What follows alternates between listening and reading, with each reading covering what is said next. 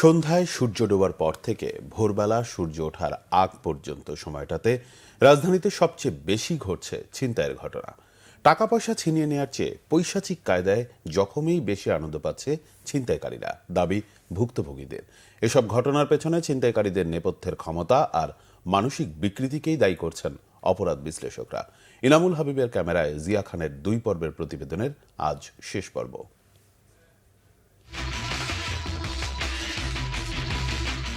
সূর্য ডোবার পরে রাজধানীতে নেমে পড়ে এসব কিশোর, যাদের বয়স 20-এর মধ্যে।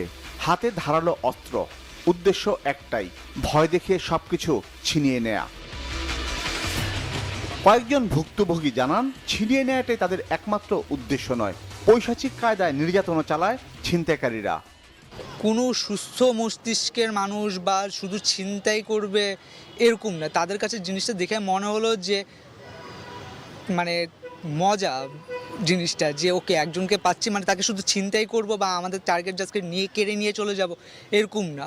তাদের কাছে হচ্ছে যে আচ্ছা একটা কোপ দিচ্ছে, আরেকটা দিয়ে দেখি, মানে জাস্ট কোপ দিয়ে, মানে কোনো রিজন নেই। এমনকি ছিনতাইয়ের পর ভুক্তভোগীকে সাহায্যের জন্য এগিয়ে আসে না কেউ, এমন অভিযোগও রয়েছে।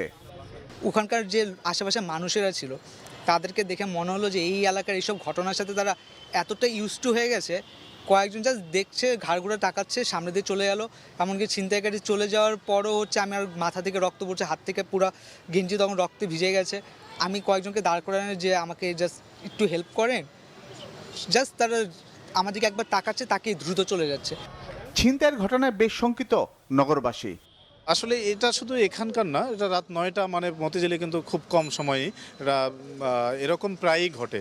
ওই দিন সন্ধ্যের দিকেই আমি যতটুকু জানি সোনালী ব্যাংকের এক জিএম তার রিটায়ারমেন্টের দিন সে ব্যাংক শেষ করে সে বাসায় যাচ্ছিল, তার কানের রিংটা পর্যন্ত নিয়ে গেছে। আসলে হঠাৎ করে এটা বেড়ে গেছে, যদিও এর আগেও এরকম ঘটতো, কিন্তু ইদানিং এটা ওই জোনে বা সব জায়গায় এই ছিনতাইটা বেড়ে গেছে। সাম্প্রতিক সময়ে ছিনতাইকারীদের কৌশলকে মানসিক বিকৃতি হিসেবে দেখছেন এই অপরাধ বিশ্লেষক।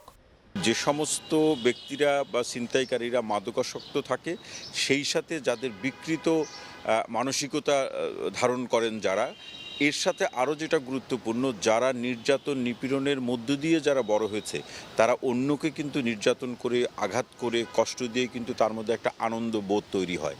এই বোধের সাথে যেটা যুক্ত হয়েছে, ছিনতাইকে সে কাজের অংশ মনে করছে।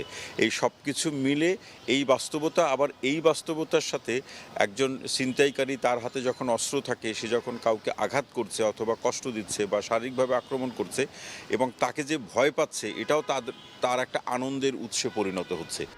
অপরাধ নিয়ন্ত্রণে আইনশৃঙ্খলা বাহিনী আরো কঠোর না হলে সামনের দিনগুলোতে মানুষের নিরাপত্তা আরো ঝুঁকিতে পড়বে, মন্তব্য সংশ্লিষ্টদের। জিয়া খান, বাংলা ভিশন, ঢাকা।